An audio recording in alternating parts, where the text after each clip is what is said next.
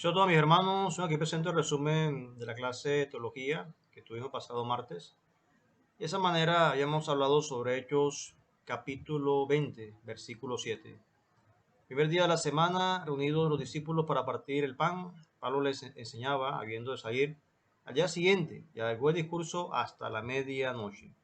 Pablo les enseñaba y alargó el discurso hasta la noche. Quiere decir de que hubo una necesidad de predicar durante mucho tiempo, porque estaba listo para salir al día siguiente. Sabía que tal vez no volvería a ver a estos cristianos en particular otra vez, así que les predicó por alrededor de 6 horas.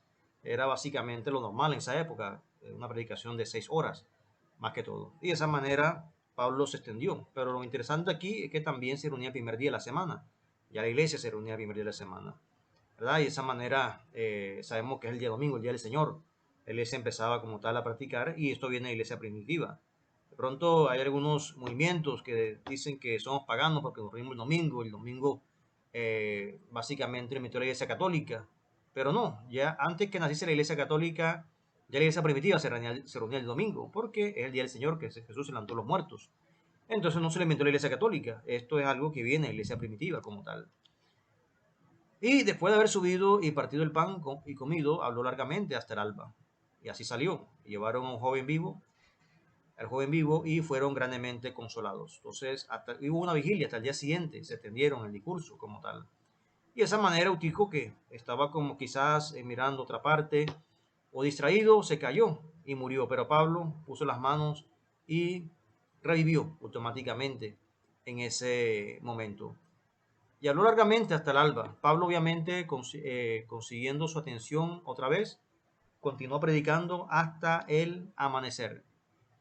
Y vosotros mismos se levantarán hombres que hablen cosas perversas para arrastrar tras sí a los discípulos.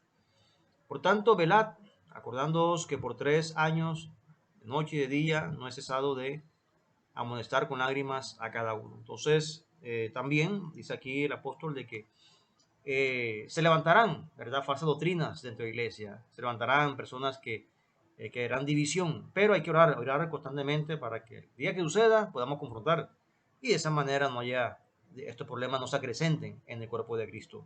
Entonces, eso es básicamente lo que aprendimos en el capítulo 1. Después en el capítulo 21, Pablo llega a Jerusalén. Y de esa manera en Jerusalén, Pablo como tal predica la palabra de Dios también. Entonces, básicamente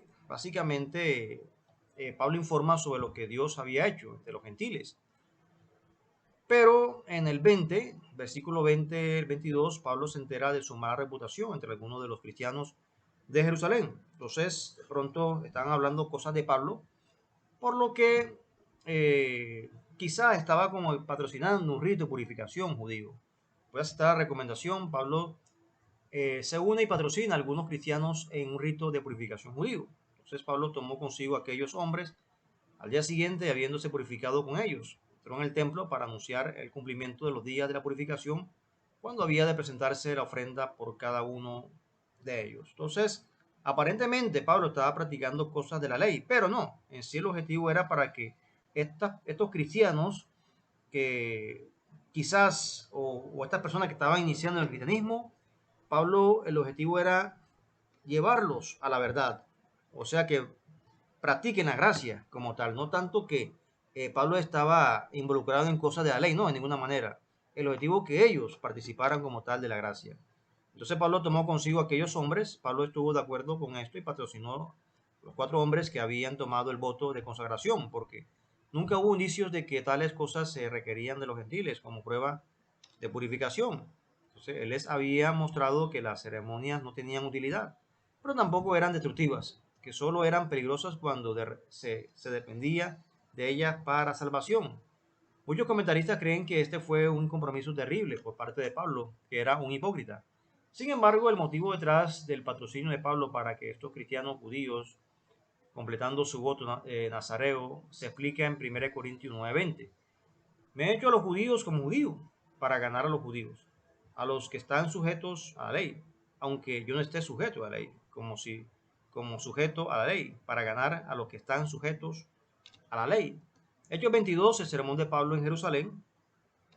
Entonces, desde ahora hasta el final del libro de Hechos, Pablo estará bajo custodia romana.